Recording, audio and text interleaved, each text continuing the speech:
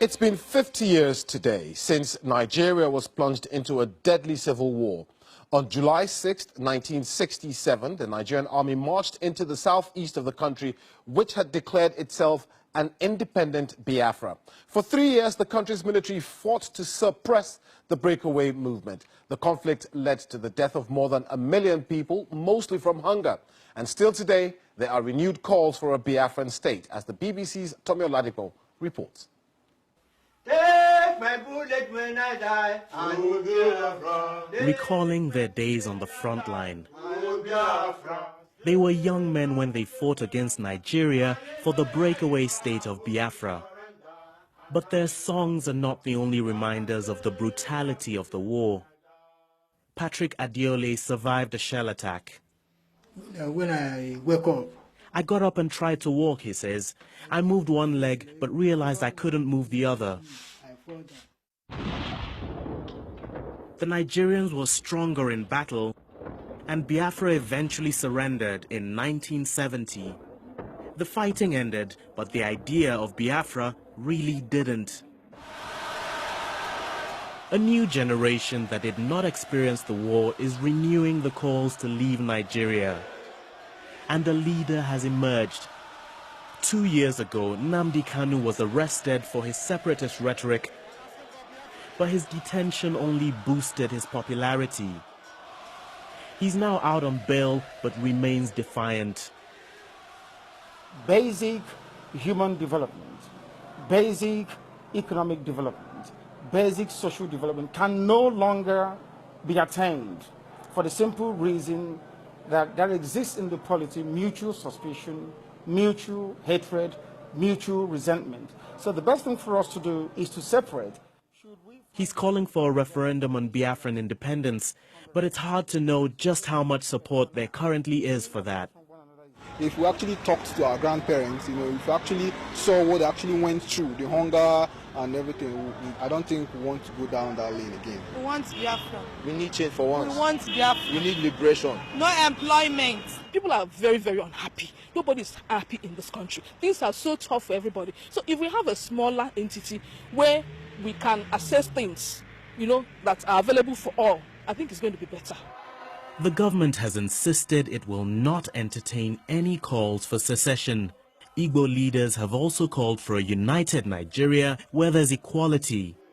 We are marching to the front. Amen. As the conversation continues, it's clear the country needs to agree on a way forward to keep the dark past from crippling another generation. Tommy Oladipo, BBC News, southeastern Nigeria. Well, hundreds of thousands of people were affected by the war. Many of them were young children at the time. I caught up with Philip Effiong Jr., who is the son of the vice president of Biafra, Philip Effiong. I started by asking him what he remembers most about the war.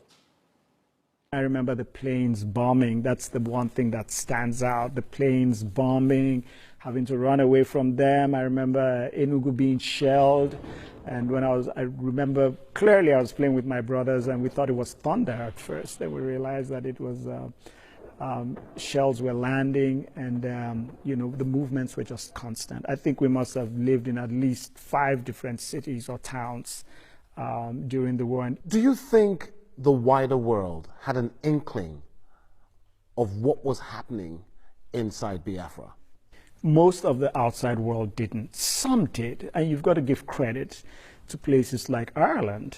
The church, made that possible. The Catholic Church has had a long philanthropic tradition, so that helped spread the word. Do you think Nigeria or Nigerians have learned their lessons from the Biafran War? No. Absolutely not. We're perhaps more divided than we ever were. I mean, first of all, the war wasn't about unity, but it even divided us more.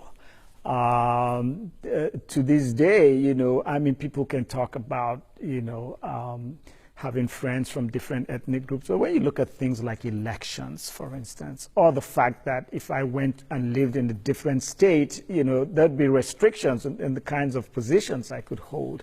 You find out that no, the concept of unity has not actually been realized. Do you think now is the right time for Biafrans to be allowed to set up their own state? Well, first of all, I don't have the details. You know, I've followed them a little bit. I think there's something fundamentally wrong with their approach. One being the fact that they make it an Igbo problem. First of all, they've bought into the propaganda that the enemy tried to sell, and that propaganda was that, oh, these Igbo people are out to take over Nigeria and dominate the minorities that live around them. You know, they're evil people, and they're trying to disunite us. And you know, to say this was an Igbo, or for people to make it out as if it's an Igbo issue, you know, buys into that propaganda. You know, so it wasn't, of course. Minorities were extremely involved, died, suffered, played major roles. So that's one problem with. I'm speaking there to Philip Effiong Jr., son of the former vice president of Biafra.